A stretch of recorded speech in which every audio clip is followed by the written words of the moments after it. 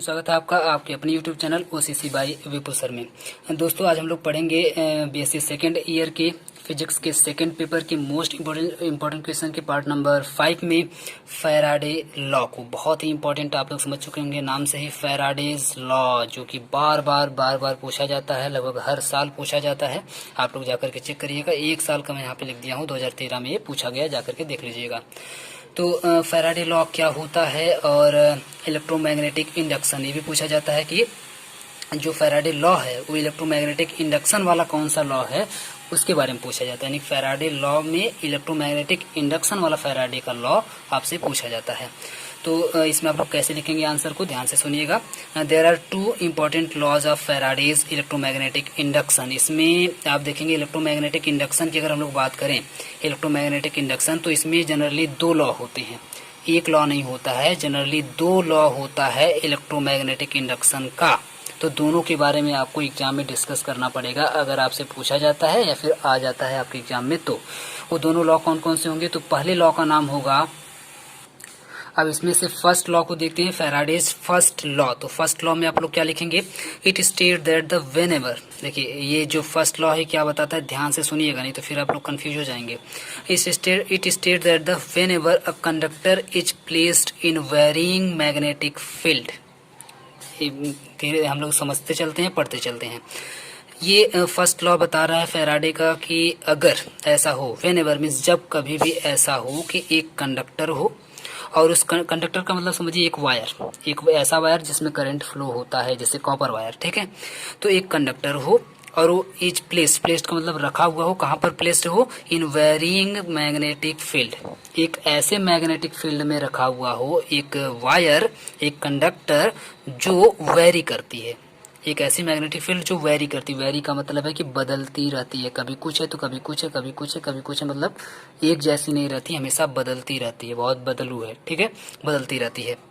तो अगर कोई कंडक्टर ऐसे मैग्नेटिक फील्ड में रखा हुआ है जो हमेशा बदलती रहती है, तो ईएमएफ आर इंड्यूस्ड।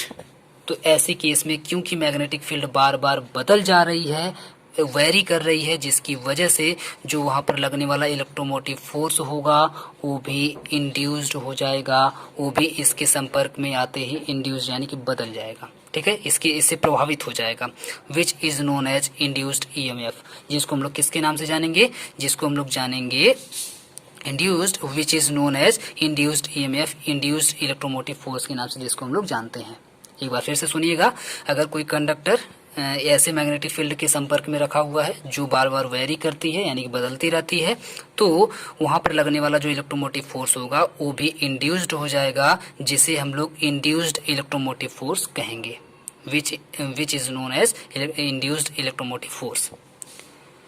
अब यहाँ तक बात समझ में आ गई। अब अगर ऐसा हो, if the conductor circuit is closed, अगर ऐसा हो कि जो सर्किट है कंडक्टर की, वो अगर क्लोज्ड हो, क्लोज का मतलब आप लोग समझ चुके हैं कि गोले की तरह से हो, यानी कि बिल्कुल ऐसे जाए और जाने के बाद लास्ट में आकर के फिर से मिल जाए, है ना।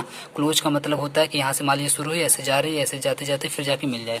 तो वो चाहे सर्कल के फॉर्म में हो सकती है, स्क्वायर के फॉर्म में हो सकती है, रेक्टेंगल के फॉर्म में हो सकती है, किसी भी तरीके से हो सकती है, बस ऐसा हो कि लास्ट वाला और फर्स्ट वाला जाकर के वायर एक जगह पे मिल जाए, ठीक है। तो ऐसे को बोलते हैं क्लोज बोलते हैं। तो अगर मान लेते हैं कोई जो सर्किट है वो अगर क्लोज है, जिसमें कंडक्टर रखा हुआ है, तो करंट भी क्या हो जाएगा, इंड्यूस हो जाएगा। Then current are also induced, तो करंट भी इंड्यूस्ड हो जाएगा, which are known as induced current. तो सिंपल सी बात है कि उसको हम लोग इंड्यूस्ड करंट बोलेंगे। एक बार पूरा फिर से सुनिए, बस फर्स्ट लॉ में बहुत ही सिंपल सी बात बोली जा रही है, और ये बोला जा रहा है कि अगर कोई कंडक्टर ऐसी जगह पे रखा गया है, ऐसी मैग्नेटिक फील्ड में रखा गया है जहां पर मैग्नेटिक फील्ड वेरी करती है, और वेरी करती है तो जो ईएमएफ होगा, वो जो इलेक्ट्रोमोटिव फोर्स होगा, वो इंड्यूस्ड हो जाएगा, और जब इंड्यूस्ड हो जाएगा तो उसका नाम हो जाएगा इंड्यूस्ड इलेक्ट्रोमोटिव फोर्स, ये फैराडे बता रहे हैं अपने वाले नियम में। और आगे बता रहे हैं कि अगर ऐसा हो जाए कि जो कंडक्टर है जो कंडक्टर की जो सर्किट है वो सर्किट अगर क्लोज हो, वो सर्किट अगर क्लोज हो तो इस केस में जो करंट उसमें फ्लो होगा, उस क्लोज सर्किट में जो करंट फ्लो होगा वो करंट भी इंड्यूस्ड हो जाएगा, और इसको भी बोला जाएगा which are known as induced current. उसको भी इंड्यूस्ड करंट बोला जाएगा क्योंकि वो भी इंड्यूस हो जा रहा है अगर वो क्लोज में है तो सिंपल सा एक लॉ है, पहला लॉ फैराडे का। मुझे उम्मीद है कि आप लोगों को समझ में आ गया होगा। दूसरे लॉ की अगर हम लोग बात करें तो दूसरा लॉ छोटा सा है, पहला वाला थोड़ा सा बड़ा था लिखने में, लेकिन दूसरा वाला बहुत ही छोटा सा है। सेकेंड लॉ यहाँ पे आप लोग, हम सिर्फ यहाँ पे शॉर्ट में लिखे हुए हैं सेकेंड लॉ, आप लोग पूरा लिख दीजिएगा, बढ़िया से हेडिंग डालिएगा Faraday's second law, Faraday's second law. इसमें आप लोग लिखिएगा इट स्टेट दैट, ये बताता है, ये लॉ यह बताता है the induced electromotive force is equal to. अभी आप लोग देखें कि जो इलेक्ट्रोमोटिव फोर्स है वो इंड्यूस्ड हो जाता है, तो इंड्यूस्ड हो गया तो किसके इक्वल होगा, है ना। जो इलेक्ट्रोमोटिव फोर्स है वो अगर इंड्यूस्ड हो गया तो वह किसके इक्वल होगा, तो इंड्यूस्ड इलेक्ट्रोमोटिव फोर्स जो होगा वो इक्वल होगा the rate of change of the magnetic flux. Simple सा एक लॉ बताते हैं सेकेंड में कि जो इंड्यूस्ड इलेक्ट्रोमोटिव फोर्स होगा वो rate of change of magnetic flux के इक्वल होगा, यानी कि मैग्नेटिक फ्लक्स किस रेट से चेंज हो रहा है, 5 मिनट में क्या है, 10 मिनट में फिर क्या है, फिर 15 मिनट में कितना बदल जा रहा है, 20 मिनट में कितना बदल जा रहा है, यानी कि टाइम के अकॉर्डिंग कितना चेंज हो रहा है, इसी बात को बस बता देते हैं। ये जो इक्वल होता है वो आपका electromotive force, induced electromotive force के इक्वल हो जाता है। यही बात बताई गई है सेकेंड लॉ में।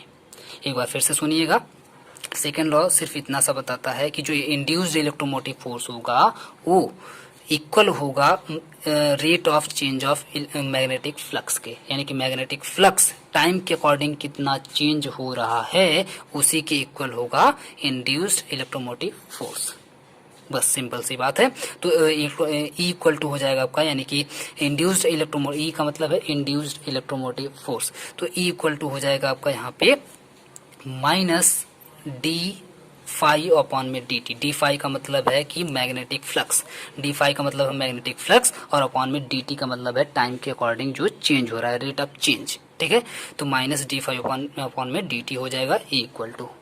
तो बस ये फॉर्मूला आप लोग लिख देंगे और इतनी बातें आप लोग लिख देंगे, फैराडे का दोनों नियम लिख देंगे, आराम से आपको पूरा नंबर मिल जाएगा। और ये लॉन्ग में पूछा जाता है, कभी कभी शॉर्ट में भी पूछा गया है, तो बहुत आराम से आप लोग इसको लिख सकते हैं। तो फैराडे का लॉ आपका यहीं पर कंप्लीट हो जाता है।